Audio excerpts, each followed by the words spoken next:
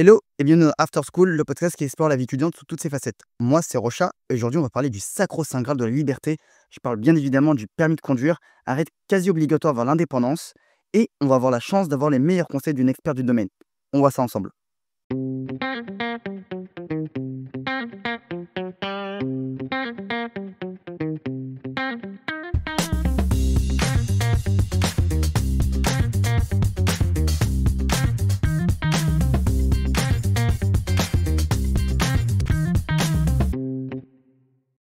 Cet épisode, je reçois comme invité Cécile, qui est monitrice d'auto-école dans la région lyonnaise et qui va nous parler de la préparation au permis de conduire et qui va nous donner ses meilleurs conseils pour appréhender cette épreuve parfois stressante, redoutée, mais aussi très formatrice. Bonjour Cécile. Bonjour Amine, comment tu vas? Ça va très bien et toi? Oui, ça va, super. Merci. Merci pour ton invitation. Comment se passe la rentrée?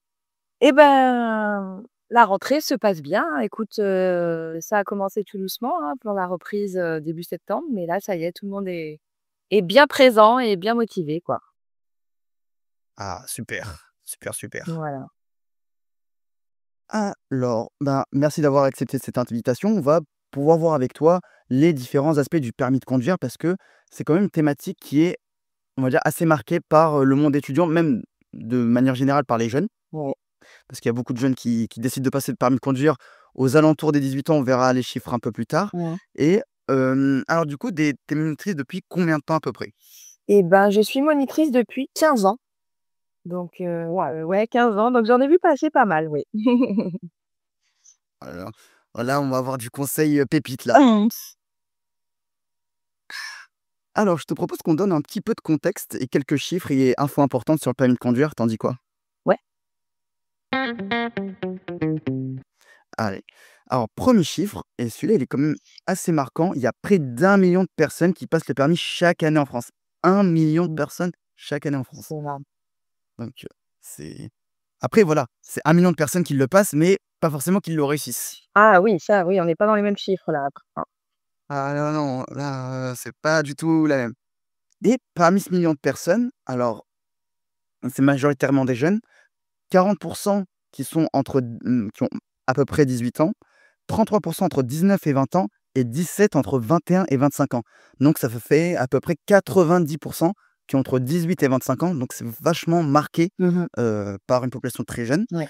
Toi, tu le remarques aussi en leçon de conduite? Ouais, bien sûr, oui, oui, la plupart de mes élèves vont entre, je vais quand même dire plutôt entre 19 et 24. Ouais, ouais. Ça, c'est vraiment ma plus grande clientèle. Après, bien sûr qu'il y en a des plus âgés, hein. Il y en a qui se réveillent un peu plus tard. Il y a des Parisiens qui ont pas envie de faire mytho, donc et qui arrivent des fois un peu en avance en disant: «J'ai besoin», donc voilà, il y a tout âge, mais quand même, voilà, la majorité, autour de la vingtaine.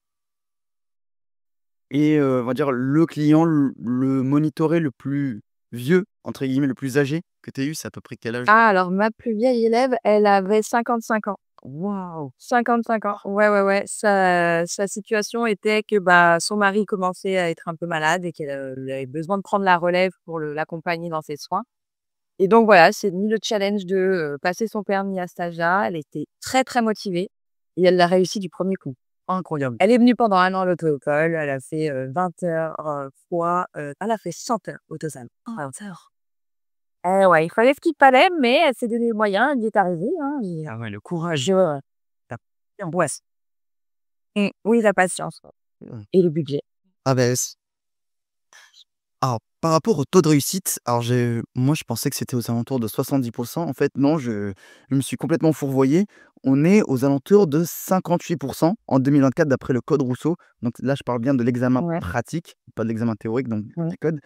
Est-ce que toi aussi en séance, en leçon de conduite, est-ce que c'est plus ou moins représentatif? Et est-ce que tu arriverais à expliquer ce chiffre? 55 pour toi, c'est, au premier passage ou tout confondu? Je crois que c'est 58, taux de réussite national de l'examen. J'ai l'impression Ouais, que c'est de manière, je pense, 1er passage. ouais. Tu crois? Oui, peut-être. Mmh. OK. Bon, après, c'est vrai que ces chiffres, ils veulent, tout dire et rien dire, parce que ça va dépendre des régions, ça va dépendre de plein de choses. Mmh. Pourquoi il y a Tu penses que tu trouves que c'est peu, toi, comme chiffre? On aurait pensé qu'il y avait plus de réussite que ça? Ouais, je pensais qu'il y avait plus de réussite parce que, j'ai l'impression que quand on voit nos amis, bah, je l'ai eu du premier coup, je l'ai eu du pre j'entends beaucoup plus Ouais. d'amis qui l'ont eu du premier coup que de personnes qui l'ont eu du 2, 3e ou 4e coup. Bah, là, je pense que ça dépend vraiment de chacun. J'ai des personnes qui vont me dire complètement le contraire, hein. C'est difficile d'avoir le permis du premier coup, et moi, mes amis l'ont tous réussi, au 2e ou 3e coup. Donc je pense que ça dépend de plein de choses, quoi.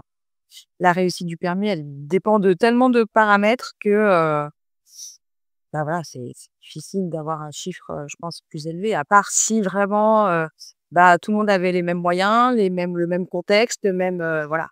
Je pense qu'il Ouais, surtout que y a beaucoup de l'examen, paramètres qui entrent en compte. il fluctue. Mmh. Ouais. Et il peut se passer rien que dans la nuit avant une petite tempête, une petite averse ou, par exemple, Ouais.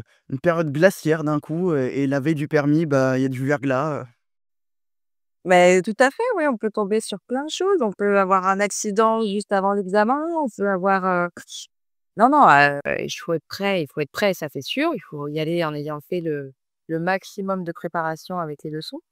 Mais voilà, le mental, il joue beaucoup, hein, et puis, la chance aussi, moi je dis qu'il y a toujours une part de chance aussi pendant l'examen, hein. Si tu arrives sur des giratoires où il y a personne, bah, c'est royal, mais si tu as des fous en trottinette qui déboulent comme tu as au dernier moment, voilà, c'est toi et ta chance, quoi. Ouais, c'est vrai. Et dernière info, en 2024, le permis B, il est accessible depuis 2024 dès l'âge de 17 ans, et il y a environ 290 000, 300 000 jeunes de 17 ans qui ont passé l'examen, donc soit à peu près un jeune sur 3 de cette tranche d'âge. Est-ce que toi, en séance, Mmh. tu as des jeunes de 17 ans ou peut-être chez tes confrères, tes collègues? J'en ai eu quelques-uns. Après, je t'avoue que moi, là, comme je travaille beaucoup avec les plateformes, j'en ai pas tant que ça sur les plateformes avec qui je travaille. Puis après sur d'autres auto-écoles, j'ai aussi pas mal d'élèves en conduite accompagnée, quoi, donc ils sont plus jeunes, donc c'est plutôt cette tranche d'âge-là, enfin c'est cette partie-là que j'ai eue, où, bah, c'était des conduites accompagnées qui partaient pour, le passer à 18 ans, puis finalement cette loi est passée, ils se sont dit: «Bon, bah, en fait, je vais venir avant, hein, et je suis prêt», donc oui, j'en ai eu quelques-uns, oui. Et d Mais du coup, j'ai une question. 17 ans, c'est l'âge à partir duquel on peut faire l'examen pratique ou l'âge à partir duquel on peut commencer la formation? non, où tu peux passer l'examen pratique. Ah, donc tu peux le Donc passer à tu peux 16 ans? commencer avant. OK. Ouais, ouais, tout à fait. Ah d'accord, ah oui, vraiment c'est de plus en Mmh. plus, de plus en plus jeune. Et alors j'avais une question qui est un peu hors sujet, mais quand même assez reliée. On se disait, avec un ami, qu'on voyait de plus en plus, de voitures sans permis. Voilà, je pense que tu dois voir les Citroën Ami, les Fiat Topolino, les toutes nouvelles, les toutes nouvelles, voitures sans permis, où c'est, je crois, c'est à partir de 14 ans, si je dis pas de bêtises? Ouais. Ouais, ouais. Je voulais avoir ton ressenti là-dessus parce que alors est-ce qu'il y a un code à passer ou quelque chose avant de pouvoir, Il y a une formation. une formation? C'est une formation de 7 heures à l'auto-école avec une voiture sans permis aussi, ah voilà, ils leur délivrent une attestation et puis, alors je trouve ça, pas pire qu'un scooter en tout cas, voilà. Pour les jeunes maintenant, c'est vrai que, bah, c'est déjà plus sécurisé pour eux. Bon après voilà, on est jeunes, on est fous à cet âge-là donc, bah, bien sûr qu'on voit beaucoup de comportements un peu dangereux, hein, des téléphones, des musiques, donc effectivement, mais bon ça on pourra pas l'enlever et voilà. Le scooter, moi je pense que c'est même pire parce que, voilà, ils zigzaguent entre les voitures, ils ont pas de carrosserie, donc c'est peut-être même plus dangereux pour eux. Donc, quitte à choisir, je préfère qu'ils soient en voiture, sans permis. On est limité dans les kilomètres-heure, donc ils peuvent rouler au maximum à 50. Donc, c'est bien, mais moi je pense que voilà, c'est pas à donner non plus à n'importe qui. Il faut avoir quand même une certaine maturité, se dire que, bah, on est sur une route et qu'il y a des conséquences, de ses actes, hein. Donc il faut être, un minimum mature et ça va revenir aux parents, hein. C'est Ouais, c'est vrai. l'auto-école malheureusement, elle va faire la formation, essayer de maximum l'orienter sur les comportements, à adopter, mais malheureusement après, hein, les ailes poussent, et elle est là, Ouais, ouais. pour être, mmh. Après même côté adulte, il y a un certain, ils ont 21-22 ans, ils ont quand même le permis et après, Je les empêche Oui, c'est pas. pas mieux, hein, non, non, pas oh non, non, c'est sûr, hein, moi je vois, hein, quand, on se fait dépasser des fois par des voitures, mais sauvagement et quand je vois le A derrière, je vais me dire: «Mais mon pote, tu derrière, tu dans ma voiture il y a pas longtemps, quoi». Donc je me dis que, bah, ouais, c'est dommage, c'est dommage. Mais voilà, ça fait partie de l'humain, hein. Personne, refuse ça, hein. OK. Bah, super, bah, on a déjà donné un petit peu de contexte. On va passer à la première partie sur ton métier de monitrice et ton quotidien. Alors, première question, est-ce que tu peux nous parler de ton métier et de tes missions au quotidien? Donc on sait forcément qu'il y a le suivi des élèves, la préparation à l'examen pratique, la réservation des créneaux Mmh. d'examen. Est-ce qu'il y a d'autres missions Mmh. dont on n'entend pas forcément parler? Alors moi, dans un premier temps, alors pour mettre un petit peu, au clair, co la façon dont je travaille beaucoup avec des plateformes en ligne, donc des auto-écoles en ligne et puis aussi avec des auto-écoles, traditionnelles.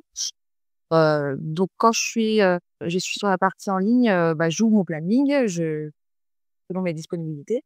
Les élèves réservent leurs leçons en fonction de, bah, de leur disponibilité et donc moi après je les rencontre, on fait les premières leçons avec, l'évaluation, donc je leur explique un petit peu, la formation, je leur, ils évaluent un petit peu le nombre d'heures à prévoir et cetera.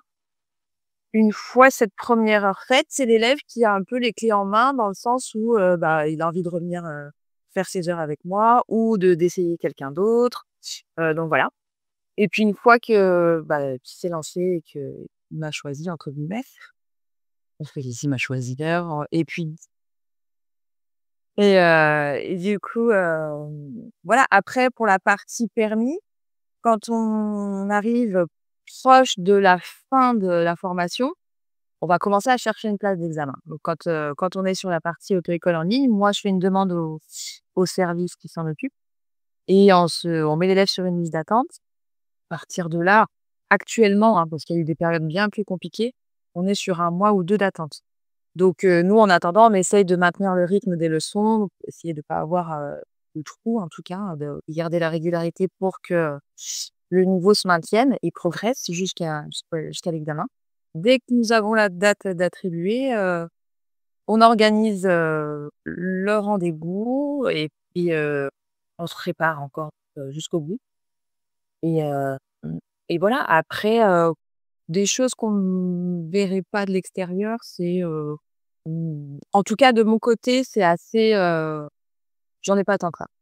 OK, c'est assez transparent. Ouais, voilà.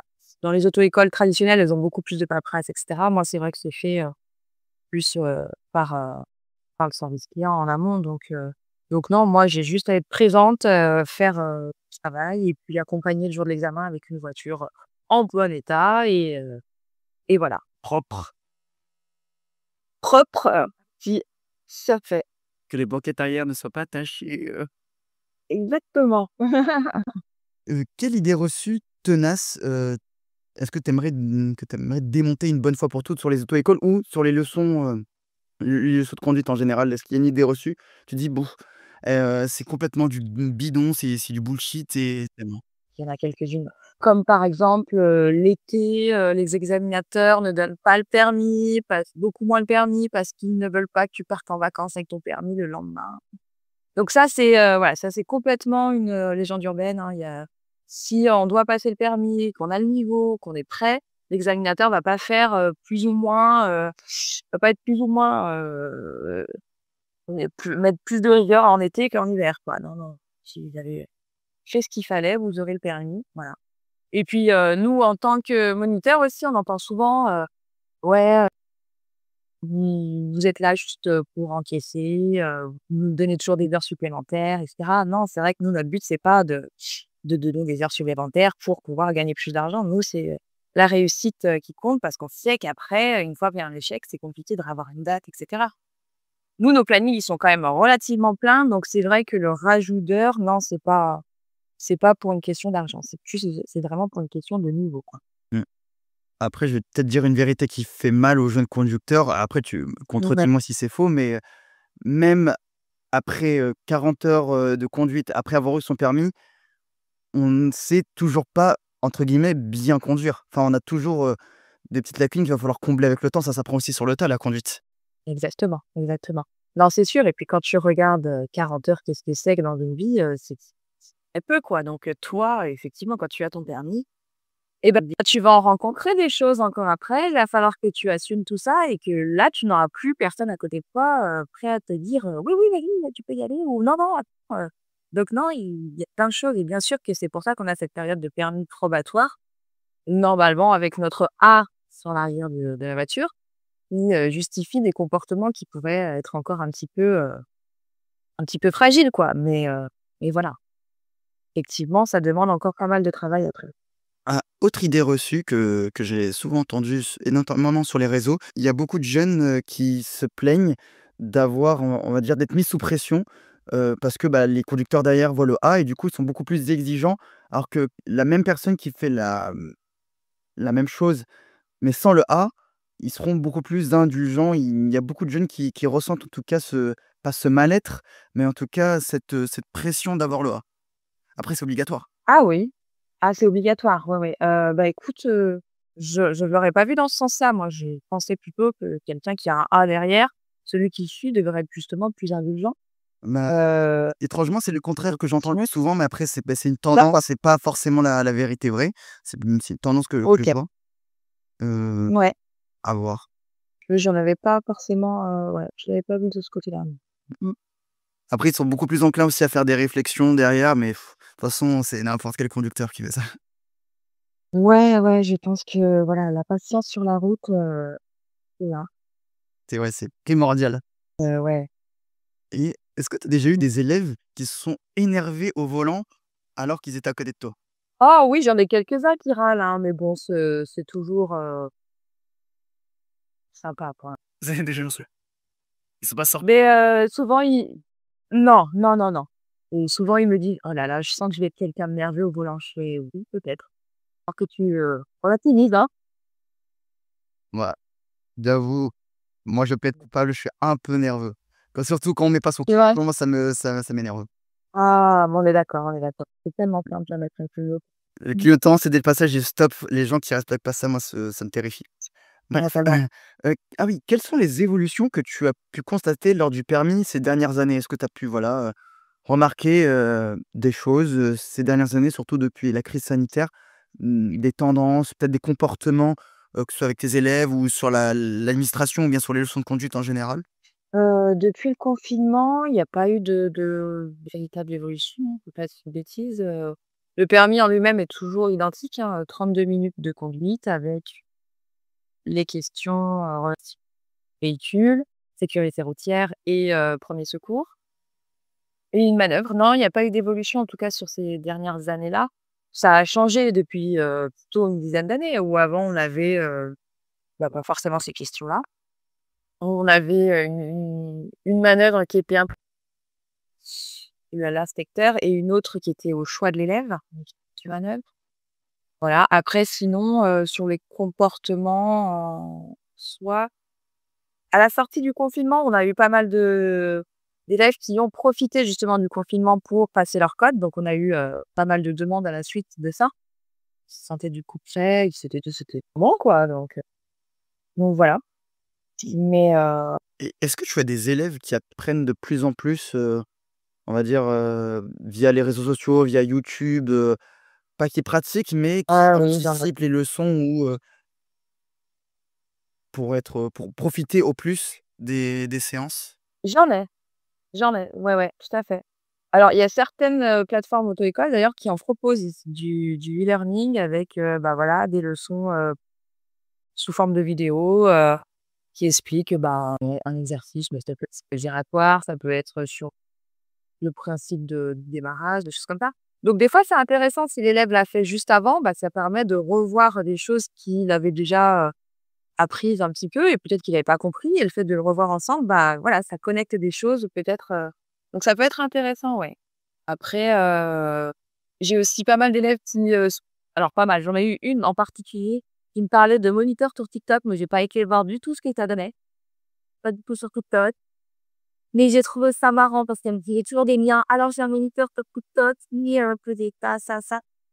Donc c'est un peu délicat parce que les moniteurs, en soi, on a tous des méthodes différentes. Donc, des fois, d'expliquer des méthodes sur, bah, ça peut créer des fois de confusion. Alors, il faut réexpliquer pourquoi. Non, moi, je le fais pas comme ça, et cetera. Bon, voilà, c'était plutôt rigolo, mais, il y a certaines vidéos qui sont intéressantes quand même. Je pense que surtout sur les premières leçons, sur la mécanique, sur, ou les placements sur les viratoires, voilà, il y a des choses qui peuvent être intéressantes à mettre en lien, en tout cas, entre la pratique et théorie, ouais. Mmh.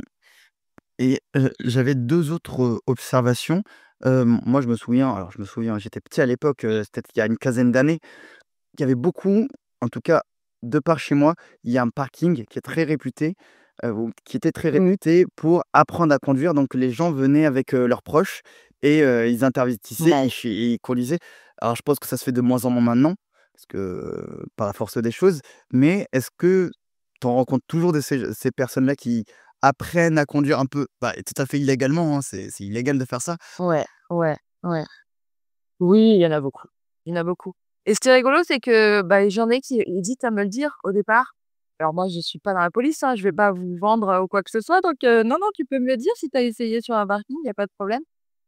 Moi, je trouve ça quand même, pas si mal, j'avoue. Alors c'est effectivement pas légal, hein, mais voilà, c'est avec ton papa, tu fais des démarrages, tu fais un ouais, c'est pas dangereux sur un parking, hein, donc ça permet d'avoir déjà une idée de ce qui attend. Ça avance un petit peu sur le travail et je trouve que c'est pas mal. Voilà. Après, je conseille pas du tout d'aller sur la route ou quoi que ce soit, pas. De faire style: «Allez, c'est bon, je prends l'autoroute à 110». Allez, non, non, non, non, non. Ça serait dingue.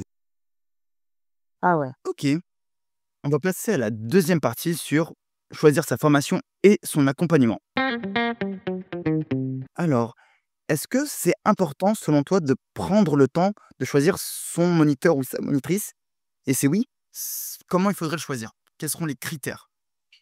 Alors, bah, je trouve que c'est pas évident. Déjà, dans un premier temps, c'est vrai que, bah, quand vous êtes sur la plateforme et que vous avez le choix, je pense que le 1er choix qui vient, c'est de prendre le plus proche de chez soi, qui nous arrange déjà. Après, je pense qu'il faut faire le choix aussi peut-être entre un homme ou une femme. Il y en a qui vont tout de suite avoir des préférences, plus d'affinité avec les hommes ou les femmes. Et puis c'est vraiment après une fois, le 1er rendez-vous, réalisé que tu vas pouvoir te faire une idée de si ça passe, si ça passe pas, hein. J'ai des élèves à qui, ça passe tout de suite, peut-être d'autres un peu moins, je sais pas, j'ai pas forcément le retour.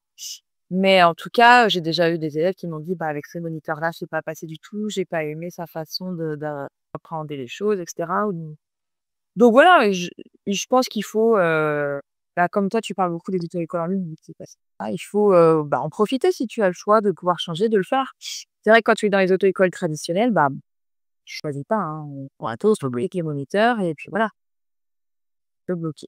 Ça rien n'empêche de dire que, bah, ça se passe pas si bien que ça et c'est possible de changer. Normalement, dans les auto-écoles, il y a toujours un peu de choix, hein. Donc voilà, il faut être à l'aise quand même avec la personne, avec le moniteur qui t'accompagne. C'est vrai que si, tu te sens stressé ou quoi que ce soit, bon, effectivement, tu progresseras peut-être moins, hein.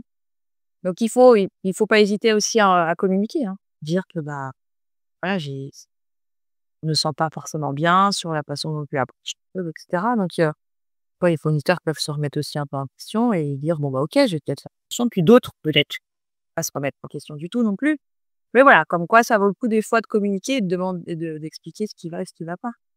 Parce que nous, des fois aussi, on est dans notre leçon, on essaie d'avancer et puis des fois, on comprend pas pourquoi ça avance pas, donc ça peut être aussi des fois agaçant d'un côté.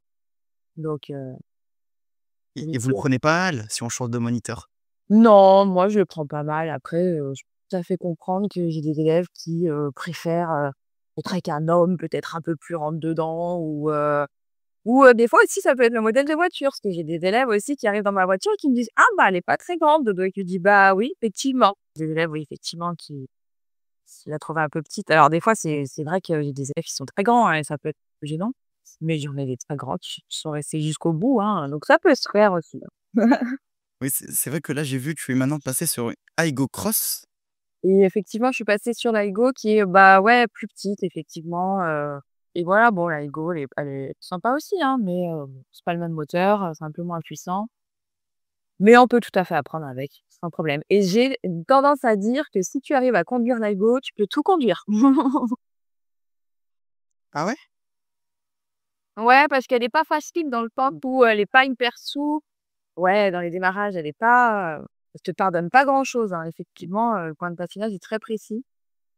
Et puis, vu que c'est un petit moteur aussi, bah, on anticipe bien les côtes et cetera pour pas se retrouver en dessous des zones, donc ça demande un peu plus de travail. C'est vrai qu'il y a d'autres voitures qui sont plus souples et bah, tu te rends peut-être pas compte, de des difficultés qu'on peut avoir quand on change de modèle, quoi.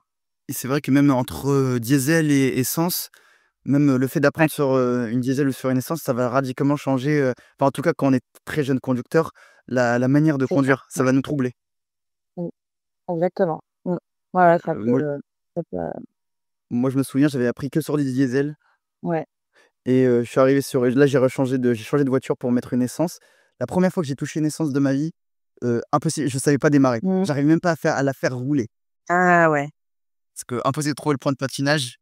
Ah et puis voilà, il faut la balance avec l'accélérateur en plus, que sur le diesel, tu peux faire sans problème, quoi. Ouais, ouais. Je vais parler de Non, mais c'est pour ça, voilà, Laigo, je te dis, si tu veux conduire Laigo, tu peux tout conduire. Ça sera mon slogan. Alors ça, c'est question, je pense que tous les jeunes se posent. Entre conduite accompagnée, formation classique, boîte manuelle et formation classique, boîte auto, laquelle tu conseillerais en fonction du profil? Pour la conduite, accompagnée, alors si, vous avez l'âge, le temps, les moyens, faites la conduite accompagnée. C'est vrai que ça apporte un grand plus au niveau de l'expérience, voilà, il faut faire 3 000 kilomètres avec les parents. Donc effectivement, quand on récupère des élèves qui sortent de conduite accompagnée, bah, on sent qu'il y a quand même une expérience, qu'ils arrivent à gérer beaucoup mieux les situations, le véhicule et cetera. Donc c'est un plus et il y a du coup, quand même des chiffres qui sont, significatifs parce qu'il y a plus de réussite en conduite accompagnée qu'en conduite traditionnelle. Après il faut avoir le temps de le faire aussi, hein, parce que, bah, 3 000 kilomètres, faut pas que ça soit tes l'autoroute, c'est pas intéressant, hein. Donc il faut faire de la ville, il faut prendre le temps, il faut que tu aies des parents ou des accompagnateurs qui soient disponibles pour le faire avec pas de temps. Donc voilà, tout le monde ne peut pas le faire, mais si vous avez l'occasion de le faire, il ne faut pas hésiter, de se lancer, hein. C'est vraiment un plus. Après pour la boîte auto, alors ça se développe de plus en plus pour des questions de rapidité. Les élèves beaucoup, sont pressés parce que, bah, finalement ils se sont, rendus compte devaient avoir un stage à l'étranger ou à la campagne et cetera, qui se retrouvent coincés avec leur mode de transport et du coup, ils se disent: «Bon, il faut que je passe vite mon permis» et effectivement en boîte auto, bah, la formation est plus courte. Heu Juste aux alentours des 20h, 17, 17-20h. Donc voilà, donc ils se lancent en boîte au talon. Ils réussissent leur permis beaucoup plus rapidement que, bah, effectivement, c'est plus facile, hein. On a les embrayages, on a la boîte des vitesses, donc c'est vraiment, presque la moitié de la première compétence, quoi. Donc ils réussissent beaucoup plus vite. Mais par contre, bah, ils se retrouvent quand même contraints d'avoir une boîte auto après, quoi, donc plus cher, et cetera. Mais maintenant, il existe des passerelles. Alors ça, je sais pas si tu es au courant. Ouais, Pour ouais. passer en boîte, mécanique après. Mmh. Et ça, sa formation, elle dure 7 heures, et sans repasser d'examen. Donc c'est ça l'auto-école où, bah, on reprend les bases mécaniques, démarrer, s'arrêter, passer une vitesse, faire des barres matin et normalement en 7 heures, c'est bouclé. Ça peut être plus si, pour certains, c'est plus compliqué, hein, mais c'est 7 heures, c'est le minimum. Donc voilà, on se retrouve maintenant avec beaucoup d'élèves dans ce cas-là qui, bah, le passent vite en boîte auto et le mois suivant et ben, ils sont à nouveau là pour, passer la passerelle, quoi. Et Donc pourquoi pas? il y a un examen à la suite de cette passerelle? Non, non, non, c'est vraiment le moniteur d'auto-école qui valide. Mmh. Que l'élève est prêt à partir, et voilà. Donc il fait ses 7 heures puis des fois C'est vrai que je rencontre de plus en plus d'étudiants, des jeunes qui veulent le passer en boîte auto, mais après ils me disent: «Ouais, bah, j'ai payé ma voiture, 13 000 €, ou 20 000 € parce que, bah, la boîte auto en France, c'est pas très répandu». bah oui, c'est ça, c'est plus cher à la fin, hein, quoi qu'il arrive, hein et puis, après, avec les voitures électriques, hein, qui se développent, bah, tu hein. Mais ça va être l'avenir, hein, je veux dire. La boîte auto finalement, va être amenée à être de plus en plus pratiquée avec ces véhicules hybrides, électrique et cetera. Et du coup, la boîte Mais bon, méca, voilà, dans effectivement. quel cas? Plus dans le cas où Dans quel cas je le conseillerais? classique, s'il y a vraiment pas d'autre option? Mmh. Ça permet de tout pouvoir conduire. On imagine, que tu as le permis en boîte auto. Tu te retrouves dans une soirée, le conducteur est finalement pas capable de rentrer et toi, tu y es complètement et tu peux pas parce que tu as le permis boîte auto. C'est dommage. Tu aurais pu là, tu te retrouves coincé. Ça peut t'arriver aussi dans des situations où, bah, tu emmènes ta voiture au garage et le garagiste a pas de voiture en boîte auto à te proposer. Donc il te donne une boîte méca et ben là, c'est pareil, tu es coincé. Donc bon, pour l'instant, moi, il me dit quand même la moitié, ils sont en train voilà. D'ici quelques années, effectivement, peut-être qu'on arrivera à s'en passer, mais on n'y est pas en ça. Mmh.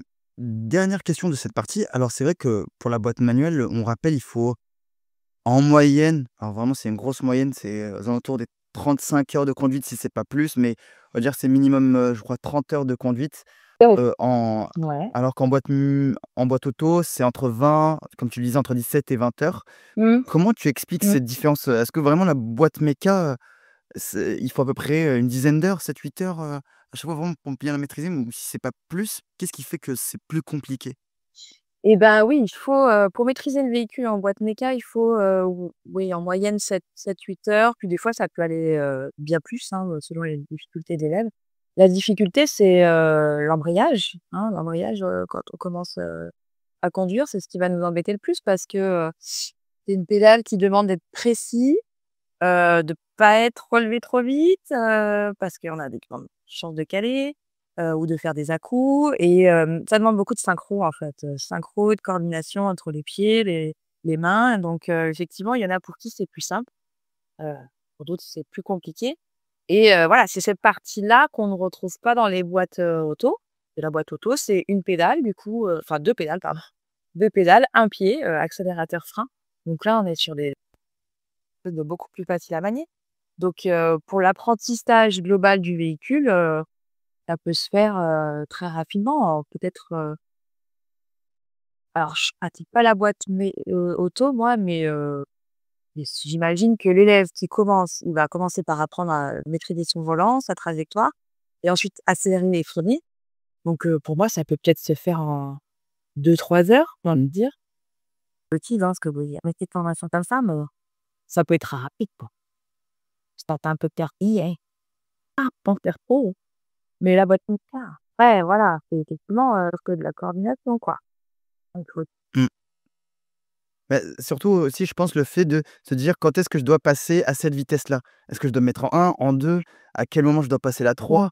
Dans quel contexte ouais, je dois basculer je dois rétrograder de la 5 à la 4? Ou à ouais, quel régime moteur?» Les gens, enfin, dès le début, on s'en rend pas compte, mais c'est vrai qu'avec l'habitude et surtout avec le régime moteur, en comprenant maintenant derrière comment ça marche, tu sais quelle vitesse il faut passer, mais il faut du mmh. temps.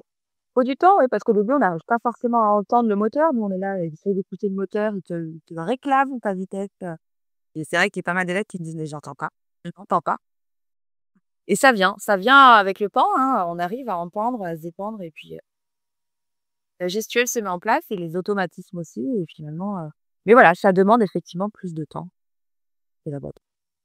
Et ça Mmh. ça me rappelle qu'à mon examen pratique, alors j'étais un peu débile, hein, mais en fait, j'avais oublié que sur le cadran, de la voiture, il y avait, on pouvait lire la vitesse de manière numérique, mais aussi analogique avec l'aiguille et en fait, je l'avais complètement je regarde que le numérique, qu'avec l'écran et à ce moment-là, pendant l'examen, bah, l'écran fonctionnait pas et enfin, en tout cas, j'avais mal, Ah je oui. voyais plus et du coup, en fait, j'avais regardé la jauge moteur.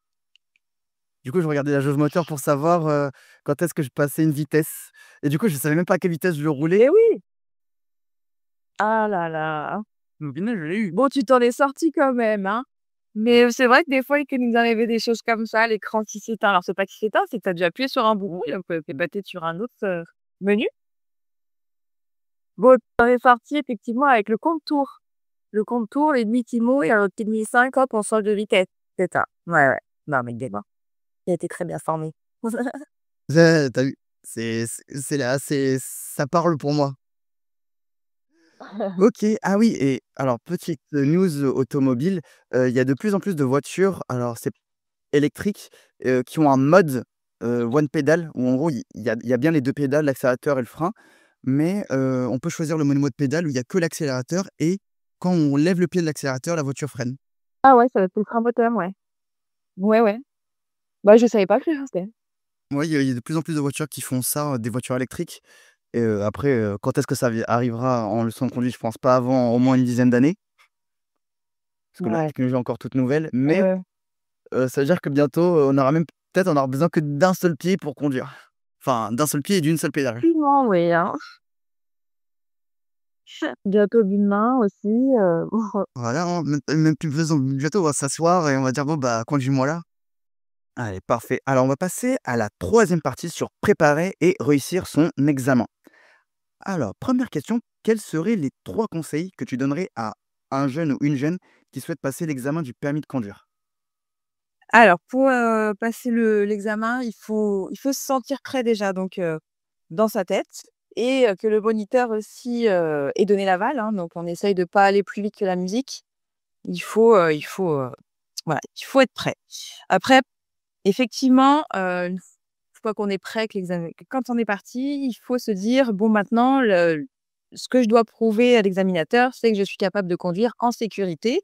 Je ne suis pas un danger pour les autres, je ne suis pas un danger pour moi, je suis capable, de rouler en autonomie». Voilà. L'examinateur, il veut se sentir, à l'aise à côté de l'élève qui passe son permis.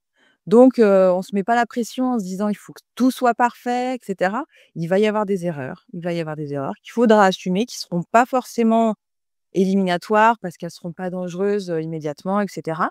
Donc il y aura des remarques de l'inspecteur, mais il faut pas lâcher et se dire, «Il m'a fait énormément de remarques, je pense que c'est foutu» et baisser les bras pendant l'examen.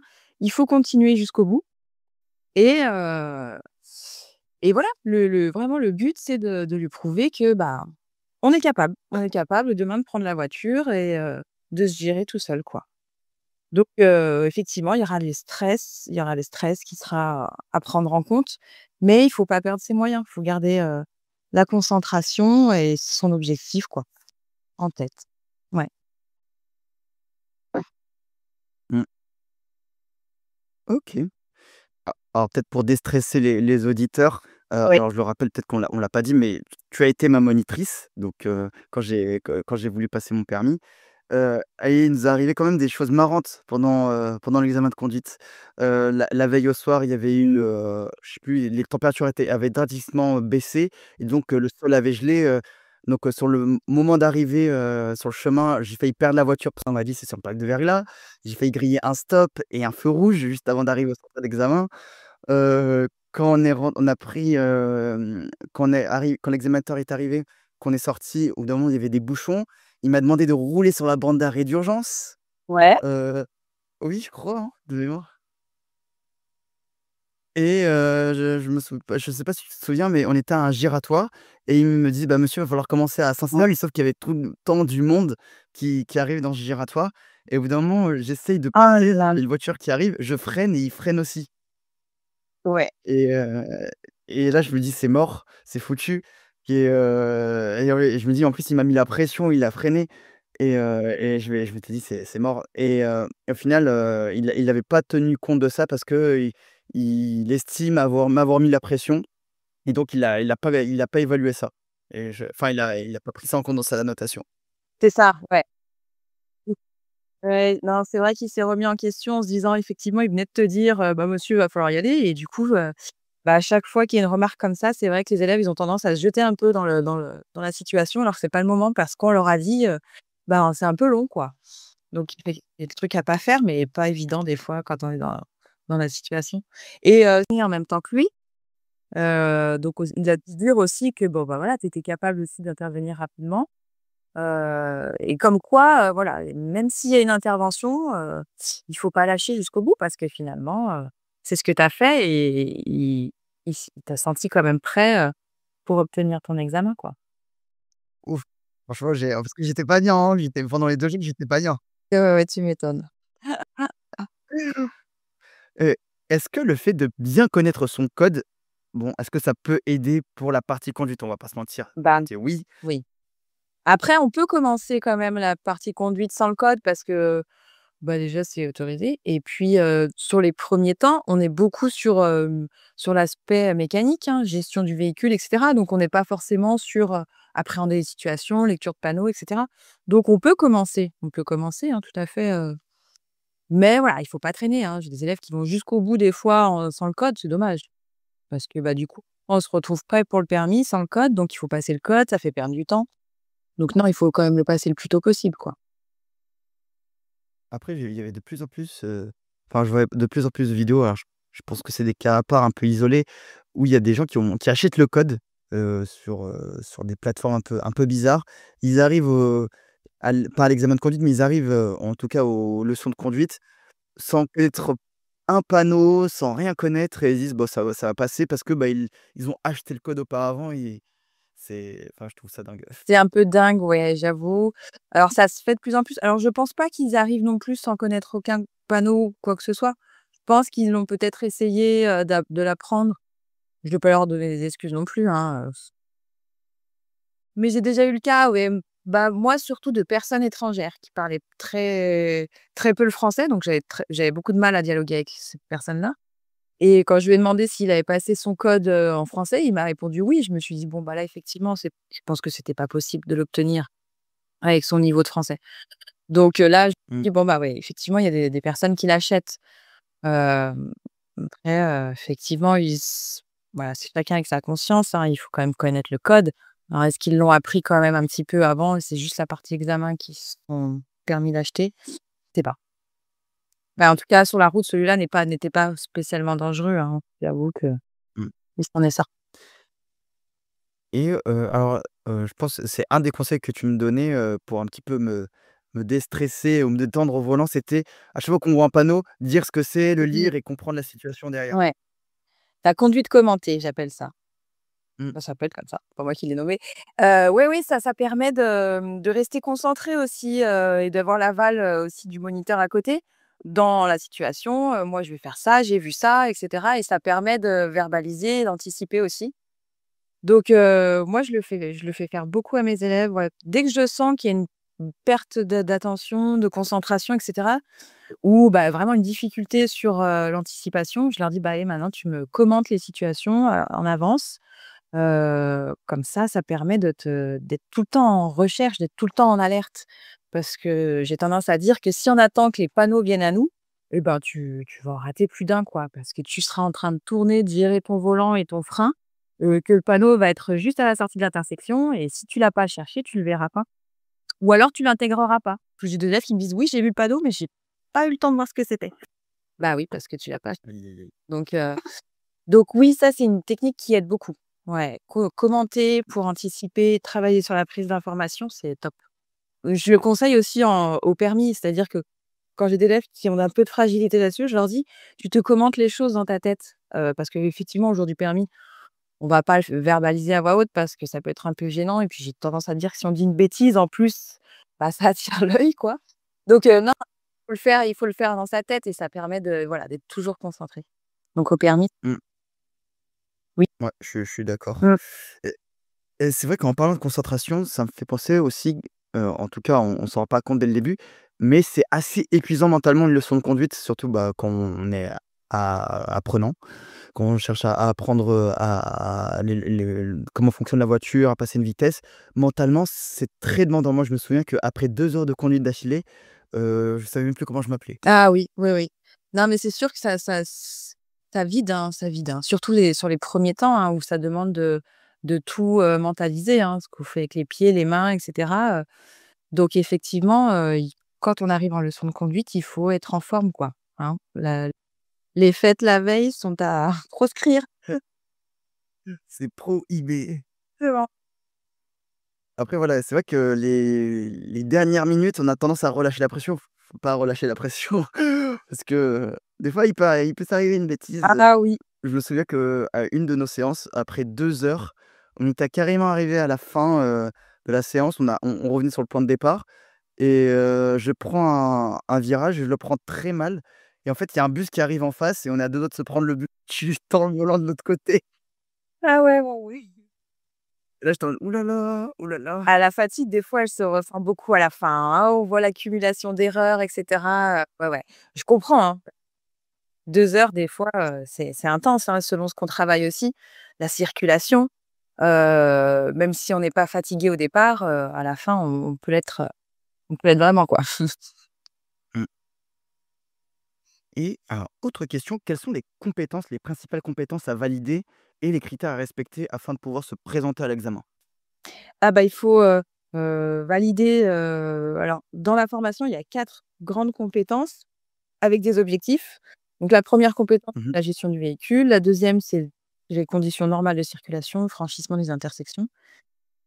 La troisième, c'est les conditions, difficiles avec l'autoroute, les montées, les croisements étroits et cetera. Et la quatrième, c'est l'autonomie principalement.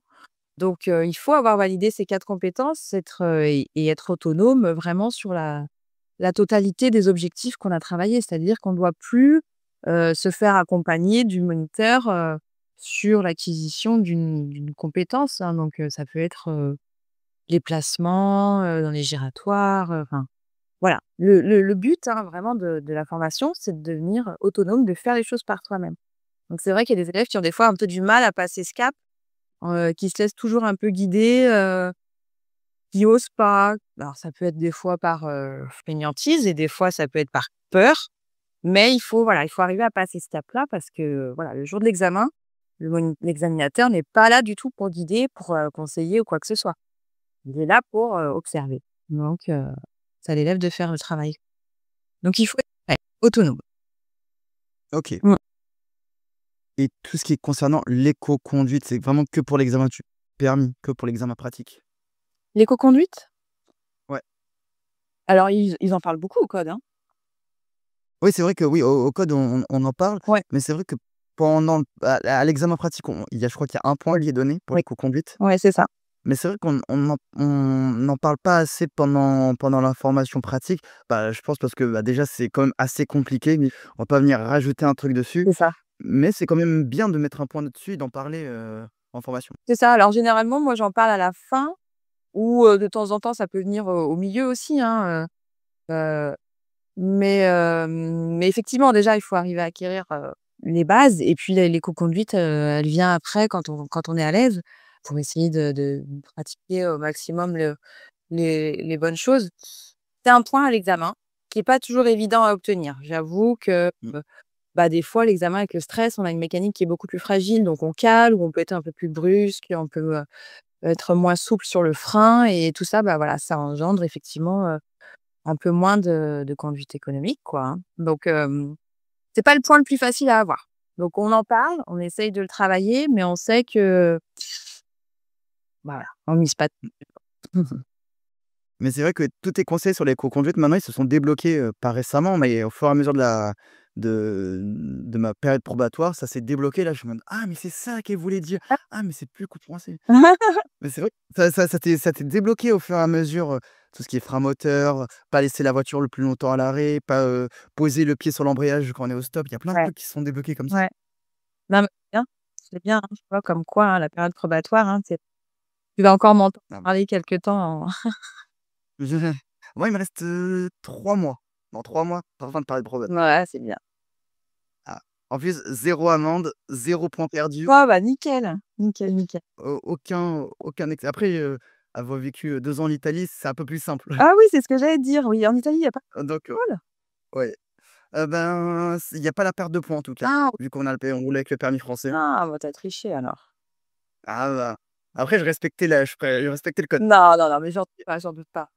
De toute façon, avec les Italiens, tu dois être un ange, je pense, sur la route. Là, ça dépend. Ça dép Mais en vrai, le taux d'accident et de mortalité sur la route, il est à peu près le même qu'en France. Ah ouais, bon. Et après, ils ont une formation un peu spécifique, dans le sens où, l'auto-école, c'est pas obligatoire pour avoir le permis. Ah oui, d'accord. C'est conseillé, mais ils peuvent aller juste s'inscrire à une auto-école, Ouais, ne faire aucune séance OK. et après enfin peut-être il y a je crois peut-être 6 heures ou 9 heures de séance minimum D'accord. et après ils ont un petit papier Mmh. où, avec qui ils peuvent apprendre, ils peuvent apprendre à conduire avec un proche à eux qui a au moins 10 ans de permis. Au moins 10 ans? Ah oui, d'accord. Ouais OK, OK. et après ils peuvent tout apprendre en solo avec, la personne qui est à côté et se présenter à l'examen. D'accord. Ouais, effectivement, je Mais, savais pas. On est comme ça là-bas. Ouais, ouais. C'est un peu bizarre parce que pas obligé d'être entraîné par des professionnels. Bon, je sais pas. C'est avantageux économiquement, mais Oui, économiquement, c'est bien, ouais. C'est un peu comme, ouais, aux États-Unis, ben, c'est ça aussi, hein. Enfin, mmh, qu'en Italie, c'était pareil. Bah, écoute. ah bah, Mmh. après ils ont pas le même nombre de points, hein. Ils ont, 20 points minimum Ah, et ça monte jusqu'à 30 ah oui, d'accord. et non, c'est vraiment tout autre chose. Oui, C'est un monde à part. rien à voir, effectivement. Non, non. Mmh. Mais c'est un peu plus dangereux. Il faut vraiment faire beaucoup plus Ouais, attention. bilan, ouais, il roule vite, hein. Ah, un peu. Mmh. Est-ce que tu pourrais nous raconter le passage de l'examen pratique pour un candidat? Comment ça se passe l'examen pratique, quand on arrive, au centre d'examen? C'est vrai qu'on a validé nos compétences, on est confiant, Mmh. on est là, on est chargé à bloc, on est au centre d'examen. C'est quoi? Qu'est-ce qui se passe? Alors, on arrive au centre d'examen, on attend l'inspecteur et l'inspecteur, nous rejoint et du coup, monte dans la voiture de l'auto-école. Alors voilà, c'est un truc, qui est souvent, qui surprend souvent les élèves en me disant: «Mais sur quelle voiture je vais passer le permis?» Et en fait, non, tu passes ton permis sur la voiture de l'auto-école, donc c'est une voiture que tu connais normalement. L'examinateur donc, demande les papiers, vérifie l'identité et cetera. Heu fait un briefing, il est obligé de le faire, donc il explique pas grand-chose de nouveau, hein, comme quoi vous allez faire un parcours sur la route, en agglo, hors agglo, qu'il faudra respecter les limitations jeunes conducteurs et cetera, qu'il y aura une manœuvre. Une fois que ça c'est fait, c'est parti, l'examinateur, vous dit de partir, et là, pendant 30 minutes, l'examinateur vous donne les directions par les panneaux, gauche, droite et cetera, et lui n'est pas censé intervenir, il le fera. Par contre, il le fera. Il est pas obligé de le faire, mais il y en a qui vont le faire plus que d'autres, en tout cas, qui vont, intervenir peut-être sur, un manque de contrôle sur le rétro intérieur ou, peut-être une position sur la chaussée qui est pas assez précise. Voilà. En tout cas, il va y avoir des remarques et la plupart du temps, il faut essayer de passer, de pas les prendre en tout cas, pas prendre la mouche et de se dire: «C'est foutu, il m'a fait des remarques» et cetera. Non, il faut continuer et voilà. L'examen en lui-même, il dure, 32 minutes. Pendant ces 32 minutes, il y a aussi une manœuvre qui va être imposée par l'inspecteur. Donc il va vous emmener dans un parking ou sur, le bord de la route et vous dire, «On va réaliser telle manœuvre à faire en sécurité», et voilà. À partir du moment, où on a fait la manœuvre, c'est très souvent le cas où il en profite pour, poser les questions. Donc, il tire au sort une question en vous demandant les 2 derniers chiffres du compteur kilométrique, et cette question-là, il vous demandera de répondre sur, une vérification du véhicule à l'intérieur ou à l'extérieur, une question sécurité routière et une question premier secours. Et ces questions-là seront vues déjà avant, hein. Vous allez avoir, vous allez sur internet, vous les trouvez, hein. Vous tapez les questions du permis et vous trouvez des PDF très facilement. Normalement, en leçon, on voit, les vérifications sur le véhicule. Et moi, la plupart du temps, le reste, je laisse, l'élève les apprendre, en autonomie à la maison, quoi. Ils sont sur 3 points, donc une question, 1 point et cetera. L'examinateur ensuite nous ramène au centre d'examen, donc au point de départ et vous fait sortir de la voiture et en profite pour lui remplir, son petit, compte rendu, quoi. Et nous, on est nous, le moniteur ou la monitrice qui accompagne est derrière. Donc la plupart du temps, on discute un petit peu avec l'examinateur, hein, ça dépend, hein, des fois oui, des fois non. Des fois, ça permet de détendre un petit peu l'atmosphère. L'élève se sent peut-être un peu moins observé, mais il est observé quand même, hein, et donc il faut rester concentré, ne pas rentrer dans la discussion, et voilà.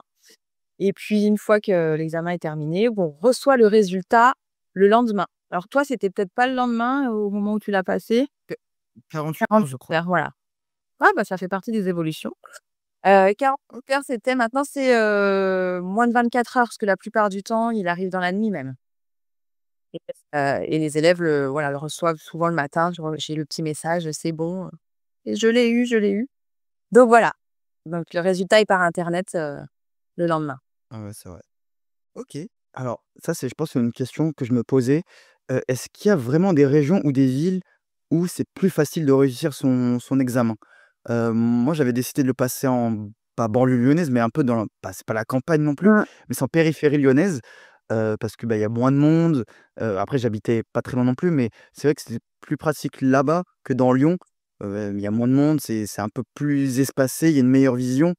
Est-ce qu'il y a vraiment ça existe vraiment ou c'est complètement du bullshit aussi? Non, je pense qu'il y a oui, effectivement, des zones qui sont plus simples que d'autres.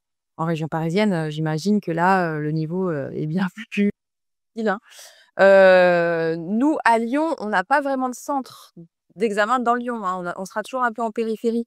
Donc après, on va avoir des zones qui sont peut-être plus urbaines que d'autres, hein. Toi, tu l'as passé, c'est vrai, dans une zone un peu plus, rurale. Mais si on va sur le centre de Rieux, là, on a quand même beaucoup de piétons, de circulation et cetera. Donc effectivement, il peut y avoir des zones un peu plus dures que d'autres, mais dans la même région, en tout cas dans Lyon, c'est à peu près équivalent, on va dire, d'un centre d'examen à l'autre.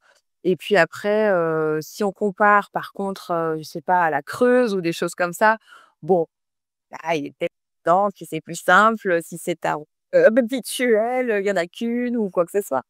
Donc oui, Tu plus de chances de croiser une vache que on de voit train sur la route. ouais, c'est possible. Mmh.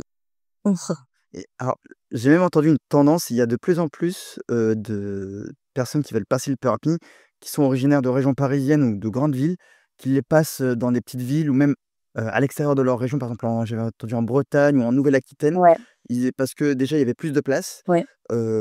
pour les permis vu qu'il y a moins de jeunes conducteurs là-bas et c'était aussi beaucoup plus facile parce que moins, on va dire, moins, sous l'influence du trafic. Oui, c'est possible. Il y en a qui des fois finissent par faire, par prendre cette décision-là. La plupart du temps, ça peut être des élèves qui l'ont raté plusieurs fois, qui se disent: «Bon, bah, je vais peut-être aller essayer de le passer dans un endroit où ça roule un peu moins, où je serai moins stressé», ça peut finir comme ça. Bon, enfin, en tout cas, moi, les cas où j'ai eu, c'était plutôt ça.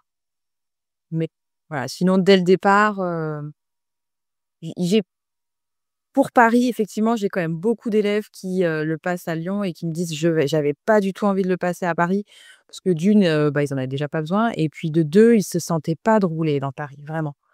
Donc je peux comprendre que là, on est quand même dans un cas un peu particulier, quoi. Mmh. Mmh. C'est vrai que ouais, rouler dans Paris, c'est une expérience, je pense. Ah oui, ah oui, oui. C'est C'est ça d'éprouvant. je j'ai fait Lyon, Nice, l'Italie. Ouais. Ni n et je pense des 3, c'est Nice le plus compliqué pour moi. Ah oui? Ah ouais, d'accord. Bah, il y a énormément de radars, Ouais, à Nice, énormément de caméras, ouais, de stop un peu fourbes ou de priorisatoires un peu fourbes et ouais. à Nice, c'est la ville de France avec le plus de caméras et ils les plantent vraiment pas au bon endroit, mais vraiment à toutes les intersections D'ac et donc tu fais pas attention, tu peux perdre facilement. En vrai, tu es jeune conducteur, j'étais jeune conducteur, je suis passé sur une voie réservée aux résidents. Mmh. C'était sens interdit sauf résidents, je l'ai passé, j'ai pas vu le panneau. Ah ouais. Bah, j'avais regardé, je pouvais perdre, je crois 4 points Mmh. et sachant que j'étais en première année de probatoire Ah ouais. et là, j'étais en mode: «Ouh là là, pitié qu'une caméra ne m'ait pas vu». Ah ouais. Bon après si c'est sauf résident, tu as un peu de chance en me disant, «Bon, je vais aller voir quelqu'un au pire, hein». Tu as quelqu'un dans la rue? Mais ouais, hein, et Nice, c'est vraiment très, très et la conduite, ici, c'est vraiment ils ont la conduite italienne. Enfin, même un peu, ça s'est un peu aggravé Ah ouais. mais sachant qu'on a la rigidité, avec le nombre de caméras et policiers qui sont à tous les coins de rue. Ah ouais, ouais, d'accord, OK. Ouais, donc ça te met une pression en plus, quoi. Ah oui, moi je roule, enfin je roule pas énormément non plus, mais c'est vrai que quand je roule, dans le centre-ville de Nice, je suis pas rassuré. Ah ouais, d'accord. Effective Mais ça va maintenant. Là, ça s'est débloqué avec le temps, mais tiens. au début pas du tout. OK, on va passer à la partie suivante sur les conseils pratiques et les habitudes de conduite. Est-ce que tu as des conseils pour tirer le maximum de sa leçon de conduite? Donc, je sais pas, écouter bien le moniteur, prendre des notes, Mmh. faire comme tu disais, de la conduite commentée, tenir, peut-être filmer, si on a la possibilité sa conduite, en posant son téléphone quelque part. Est-ce que tu as des conseils comme ça? Des notes, pourquoi pas, mais non, j'ai très peu d'élèves qui le font, déjà le premier conseil que je donne, c'est vraiment d'être en forme, hein. Comme on l'a déjà dit, c'est de pas être fatigué parce que j'ai des élèves qui me disent: «J'ai failli annuler, mais je me suis dit, bon» et en fait, non, si on est fatigué, c'est très, très difficile de tenir le coup de la leçon et ça c'est pas du tout intéressant. On gagne pas grand-chose. Après, bah, effectivement d'écouter au maximum les conseils du moniteur, même si des fois ça vous paraît pas logique ou, vous l'auriez pas fait de cette façon-là. Le moniteur, il est vraiment là pour, vous donner les conseils, et vous apprendre les choses telles qu'on les attend à l'examen. Donc, ne pas hésiter à redemander: «Mais pourquoi tu veux que je le fasse de cette façon-là? Pour moi, ça me semble pas logique». Pour que nous, on vous redonne les raisons, parce que c'est important de comprendre pourquoi on fait les choses et c'est là où on va arriver à les mettre en pratique, c'est parce qu'on a compris ce qu'on attend de vous, les raisons pour lesquelles, elles sont importantes. Donc vraiment pas hésiter à communiquer, voilà, ça on en revient un petit peu à ça, parce que je disais qu'ils sont très, très peu communiquent très peu, qui écoutent, hein, on sent qu'ils sont là, mais je pense que voilà, il y a des choses qui se passent, au-dessus et ils osent pas. Mais en fait, non, c'est important d'appliquer vraiment ce qu'on demande, il y a des raisons. Derrière chaque demande du moniteur, il y a une raison valable. Donc n'hésitez pas à lui demander et puis d'être régulier aussi dans les leçons parce que si on prend une leçon toutes les 2 semaines, ça fonctionnera pas énormément parce que le temps de mise en marche, de se remettre dans le bain de ce qu'on avait vu la dernière fois, c'est un peu long, quoi. Donc on perd du temps et du coup la formation, bah, elle s'allonge, on fait plus d'heures, peut-être qu'on peut perdre aussi un peu de motivation. Donc non, essayer d'être régulier, 2 heures minimum par semaine, ça serait top, voire plus si on peut. Et s'attendre toujours à ce qu'il y ait un moment dans la formation où, on n'avance plus, on a l'impression qu'on stagne. Je pense que ça, c'est systématique. Très peu Bah, c'est vrai. très peu y échappent, hein, il y a un moment où on a l'impression qu'on revient en leçon, qu'on n'apprend plus rien, que des fois même on régresse. Mais c'est normal, voilà. Il y a un passage à vide comme ça à chaque fois, plus ou moins tôt et voilà et s'accrocher jusqu'au bout, quoi. C'est vrai. Moi, je me souviens à un moment, genre, j'étais plutôt OK sur la boîte méca. Au bout d'un moment, j'arrivais plus à placer la première, je mettais la troisième à chaque fois, alors que je savais plus mettre une première et c'était horrible. Mais c Mais après, le truc aussi qu'on faisait ensemble, si je me rappelle bien, enfin, je te demandais à chaque fois: «Qu'est-ce qu'on fera la prochaine séance?» Tu me disais: «Bah, on va peut-être commencer ça et on va revoir ça». Et en vrai, pendant ce temps-là, pendant le laps de temps, bah, j'allais regarder sur YouTube ou plein de conseils, dire: oui, «OK, il faut faire ça, faut faire ouais, ça, ouais. faut faire ça». Mmh. Et je prenais un peu d'avance là-dessus en disant: «OK, comme ça, quand on me parlera de ça, je serai, enfin, j'aurai déjà des notions Exactement. pour plus facilement entrer dans les leçons». Ouais, c'est bien. Ouais, ouais, c'est pas mal de faire ça, ouais. Effectivement, ouais, faudrait que je le conseille. Et alors, selon toi, quand on a son permis, quelles sont les habitudes ou les réflexes, néanmoins à garder pour améliorer sa conduite? Parce que c'est vrai qu'on a un peu peur, de plus savoir conduire après le permis, vu qu'il y a plus personne à côté de nous. Mmh. On se dit: «Si je fais une bêtise, si je fais un accident, si je dépasse une vitesse, si, je mets la je sais pas, je suis sur l'autoroute, je passe la 2. Ouais, ouais, ouais, ouais. Je pense que c'est des choses qui peuvent arriver, mais vous êtes prêt normalement, une fois quand vous avez le permis, vous êtes prêt à réagir quand il y a une erreur. De mettre une deuxième au lieu d'une quatrième, bon, bah, tu vas tout de suite sentir que le moteur va pas et tu vas réagir très vite. Les habitudes à pas perdre, c'est d'avoir toujours les yeux sur la route, hein. On regarde pas son levier de vitesse, hein, même si on s'est trompé. Les yeux sur la route, les contrôles rétro vraiment aussi, hein, ça quelque chose qu'il faut pas perdre, les angles morts aussi et les clignotants. Et clignotant, important. Important, hein, si tout le monde pouvait, mettre son clignotant, on serait tellement plus serein dans les giratoires. Donc voilà, par pitié, ne l'oubliez pas ce clignotant.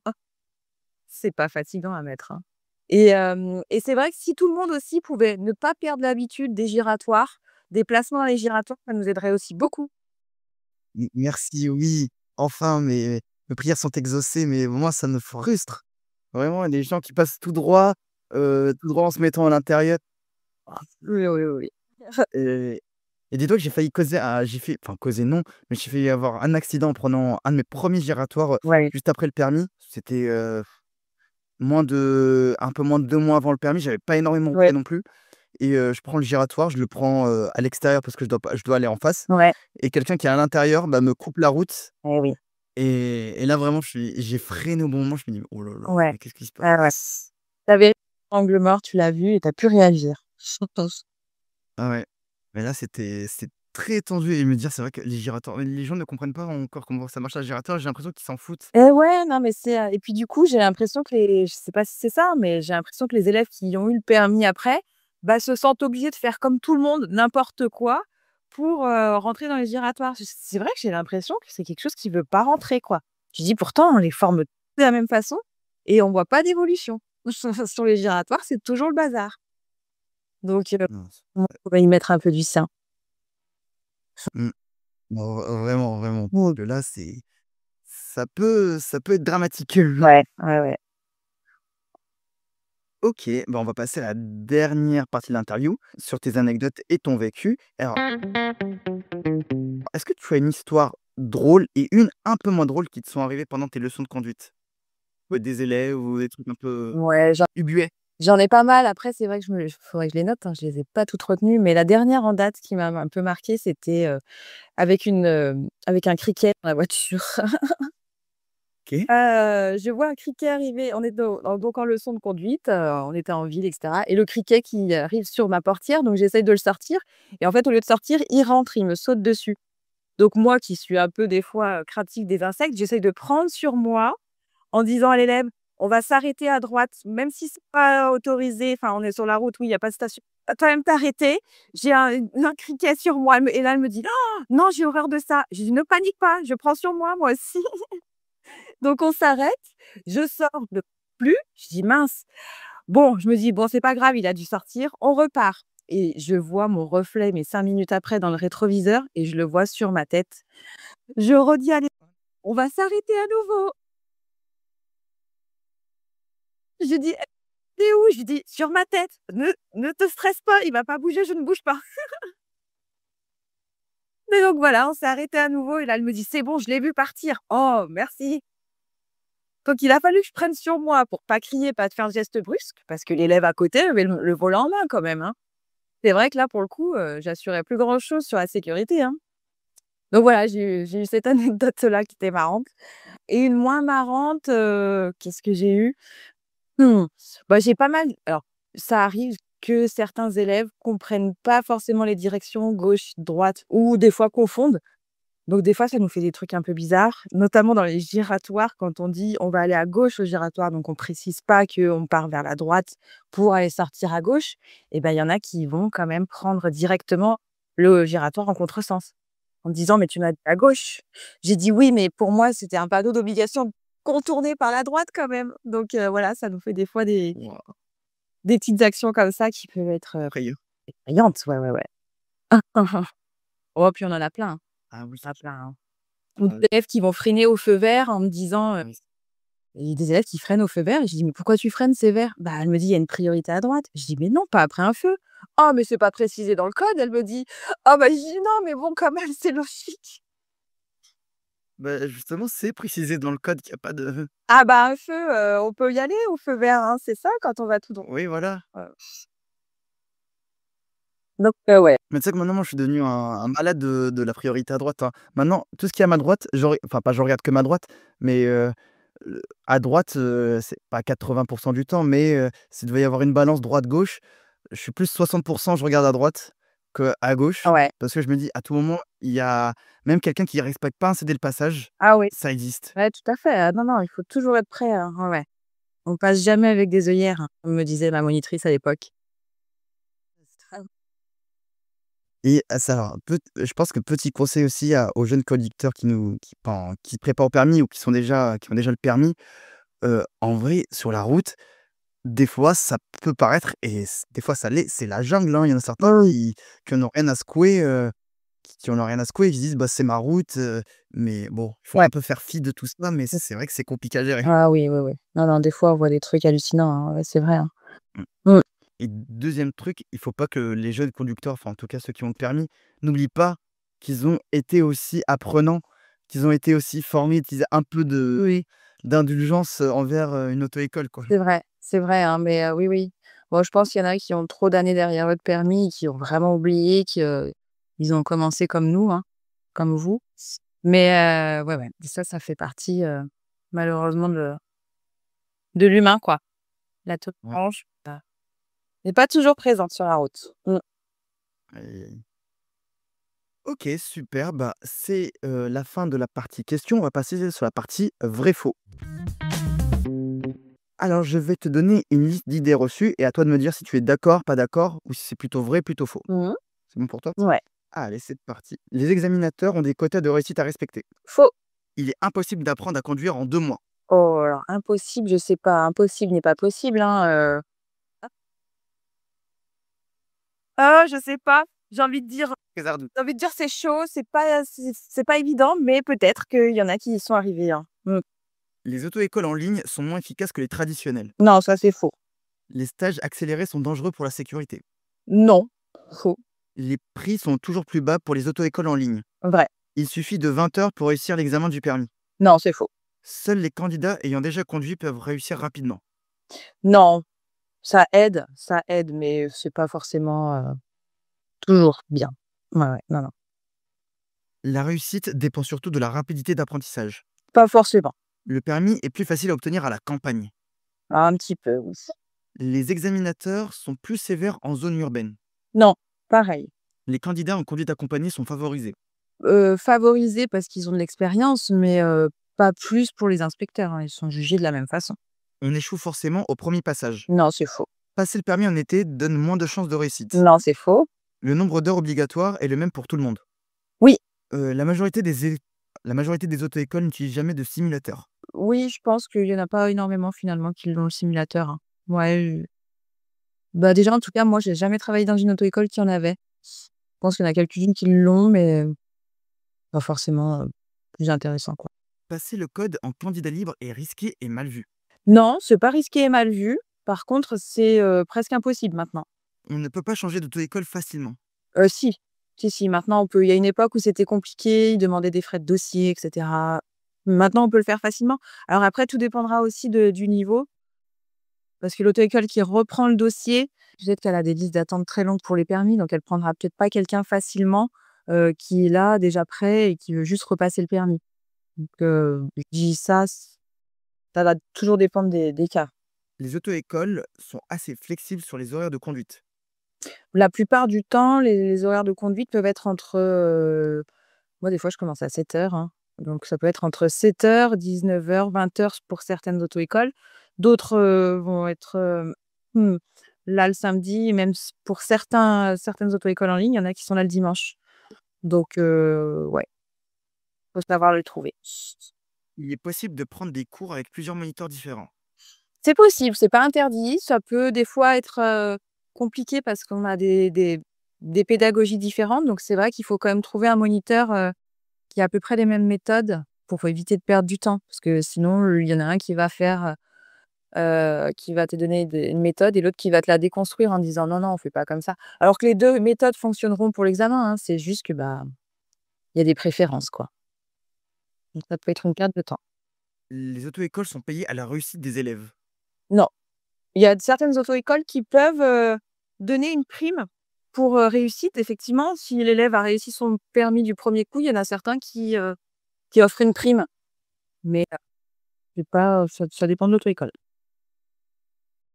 Les candidats qui échouent doivent repayer l'intégralité de la formation. Non, ils repayent des heures si besoin. Bon, généralement, on reprend, peut-être, 2-3 heures. Tout dépendra de l'échec.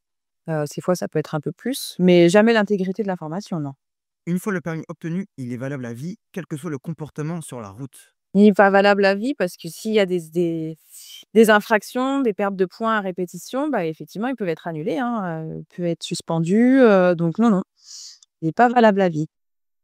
Et c'est vrai, ça donne une parfaite transition avec le fait de la on n'a pas parlé du permis probatoire, mais on en a un petit peu parlé, mais c'est vrai que ça dure 3 ans. Ouais. Ça fait 6 points, 8 points. Non, 6, 8, 12. Ouais, c'est ça. Bah, tu commences à 6, oui, voilà, et tu gagnes, 2 Ouais, points par an. Ouais, ouais. Si voilà. tu es en conduite accompagnée, c'est sur 2 ans et tu gagnes 3 points par an. OK. Mmh. Et quand même avec 12 points, on peut le perdre Ouais, quand même très, très ça rapidement. va vite, hein. Un stop grillé, c'est 4 points, un feu pareil, donc non, non, il faut être très, très prudent. Mmh. C'est vrai que voilà, c'est même si c'est la liberté, ça reste quand même, C'est réglementé. c'est un privilège quoi de conduire. Ouais, ouais, ouais, ouais. Très réglementé. OK, Mmh. super, bah, on va pouvoir passer à la dernière rubrique sur la réaction à l'actu. Alors, je t'ai envoyé un article de Capital, qui montre le manque de place cruel, pour les examens, pratiques, du permis de conduire et il y a beaucoup d'auto-écoles qui se mobilisent. Alors pourquoi, elles se mobilisent? Parce qu'il y a pas assez de place, parce qu'il y a pas assez d'examinateurs et en plus la demande elle a augmenté parce que maintenant les jeunes de 17 ans peuvent prétendre, à cet examen et sachant que le taux de réussite, il est assez faible, donc on c'est-à-dire qu'en plus des nouveaux qui viennent repasser, on a toujours les anciens qui ont pas réussi le 1er passage Ouais. et ça, c'est une statistique assez intéressante. En 2024, il y avait 1,6 million de places qui avaient été proposées, alors qu'il leur faudrait 2,2 millions pour absorber la hausse de cette demande.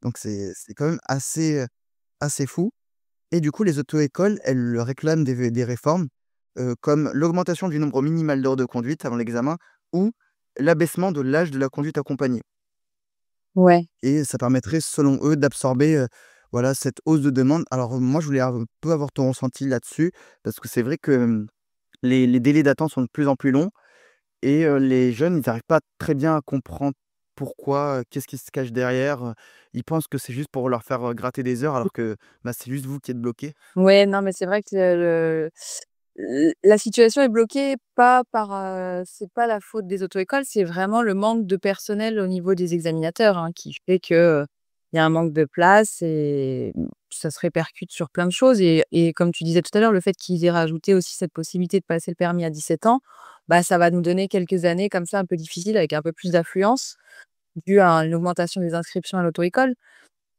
Après le problème restera toujours, le même, hein, les inspecteurs, les inspecteurs sont, pas assez nombreux. C'est une, profession où ils ont aussi beaucoup de congés. Heu, Ah! ouais, alors je vais pas rentrer dans le détail des inspecteurs, mais voilà, ils ont beaucoup de congés, ils ont des possibilités de se faire muter assez facilement après quelques années. Donc voilà, ça donne beaucoup de mouvement dans leur métier et ce qui fait que, bah, nous, on se retrouve des fois avec des périodes bien compliquées comme l'été, comme, bah, toutes les vacances scolaires, hein, déjà et puis voilà, dès qu'il y a des absents pour maladie, pour, mutation et cetera, ils sont pas forcément remplacés. Enfin, en tout cas, tout ce qui est maladie, ils sont pas remplacés. Ça peut ils vont peut-être faire des remplacements, mais entre les centres, donc c'est découdre, à un autre centre, donc ce qui est pas mieux. Hem et puis les mutations, elles peuvent être très longues aussi à être remplacées. Là, le cas du centre d'examen avec qui je travaille beaucoup, heu, 2 inspecteurs sont partis au mois de janvier. Depuis janvier, ils ont pas été remplacés. Il va y avoir un nouveau qui arrive au mois d'octobre, donc ce qui fait que depuis, 9 mois, on a énormément de difficultés à avoir des places, quoi. Donc le problème il vient de là, il vient du fait qu'il manque, d'inspecteurs et l'auto-école malheureusement, elle a pas de pouvoir là-dessus, quoi. Effectivement, le fait aussi que, les élèves, des fois, sont peut-être présentés un peu trop tôt et du coup, bah, sont en échec, pour le premier passage, bah, fait que, bah, on rajoute aussi des élèves en liste d'attente et du coup, les listes se rallongent aussi. Donc il y a cette partie-là qui peut être, effectivement, améliorée de notre côté. C'est de présenter le plus possible, d'élèves prêts. Malheureusement, des fois, on est contraint, dans certaines situations d'avancer des permis et pas forcément de notre plein gré, hein, mais voilà, ça peut arriver. D'avoir des effets qu'on aurait pu éviter.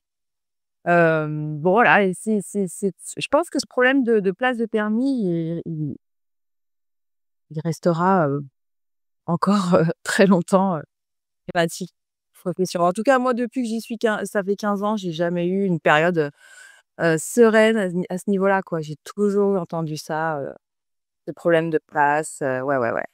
Donc, le conseil que je peux donner par contre aux élèves, c'est de le passer le plus tôt possible dans des périodes où vous êtes pas pressés, dans le sens où, il faut pas qu'il y ait un travail à la fin, dans 2 mois, qui vous demande d'avoir le permis et c'est le moment où vous vous dites: «Ah bah, je vais le passer maintenant».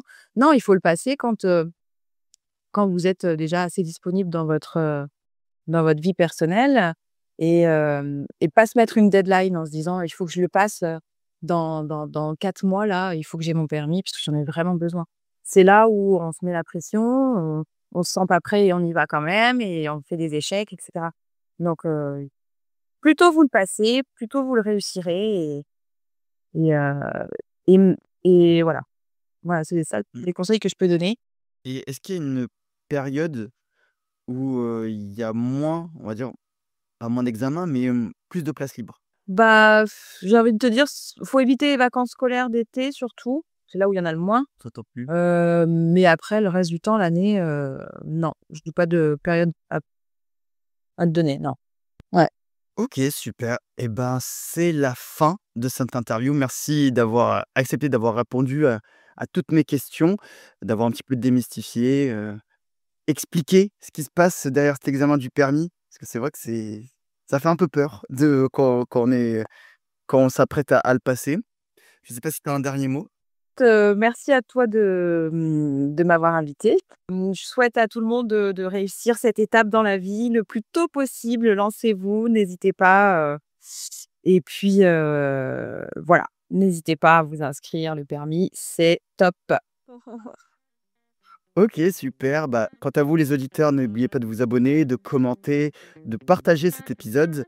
Nous, on se retrouve dans 2 semaines pour le prochain épisode. C'était Cécile et Rocha à Porter School.